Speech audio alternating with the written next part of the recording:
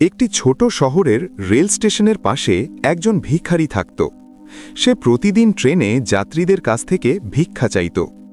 তার জীবন খুবই সাধারণ, কিন্তু তার মনে ছোটখাটো স্বপ্ন ছিল। একদিন সে ঠিক করল নিজের জীবন বদলানোর চেষ্টা করবে। তারপর একদিন ভিখারি ট্রেনে ভিক্ষা চাইছিল। তখন সে লক্ষ্য করল ধনী মানুষের মতো একজন যাত্রী ট্রেনে বসে আছে। ভিখারি ভেবেছিল এই মানুষটি নিশ্চয় সাহায্য করবে, তাই সে তার কাছে সাহায্য চাইল। ধনী ব্যক্তি বলল, তুমি সব সময় শুধু মানুষের কাছে চাও, কখনো কি কাউকে কিছু দাও? ভিখারি বলল, আমি তো ভিখারি, দেওয়ার ক্ষমতা আমার নেই। ধনী ব্যক্তি বলল, যদি কিছু দিতে না পারো তাহলে কারো কাছে কিছু চেয়েও না, কারণ জীবন একটি লেনদেনের মতো, প্রথমে দাও তারপর চাও। ভিখারি এই কথাগুলো গভীরভাবে মনে রাখল।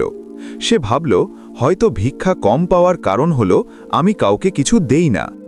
কয়েকদিনের চিন্তাভাবনার পর ভিখারি লক্ষ্য করল স্টেশনের চারপাশে রঙিন ফুল রয়েছে। হঠাৎ তার মাথায় এলো, মানুষকে যদি আমি ফুল দেই তাহলে হয়তো তারা আমাকে সাহায্য করবে। সে কিছু ফুল তুলে নিল।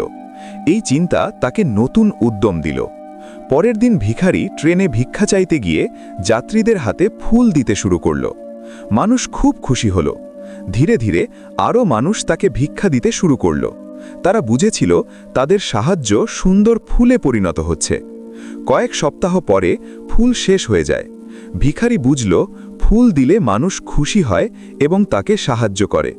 তাই সে বাজার থেকে নতুন ফুল কিনে ট্রেনে বিক্রি করতে শুরু করল।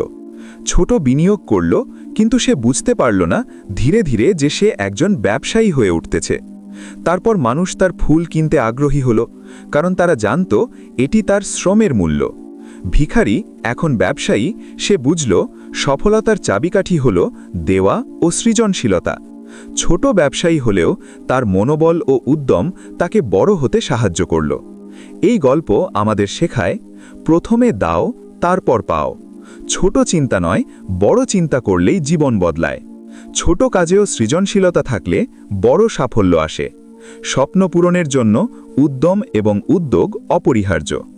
ভিখারি থেকে ফুল ব্যবসায়ী, এই গল্পটি আমাদের যা শেখায়, সঠিক মনোভাব থাকলেই আমরা আমাদের জীবন পরিবর্তন করতে পারি।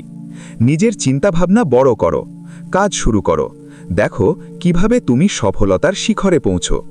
ভেবে ভেবে জীবনের সময় পার করো না, আজই শুরু করো নতুনভাবে।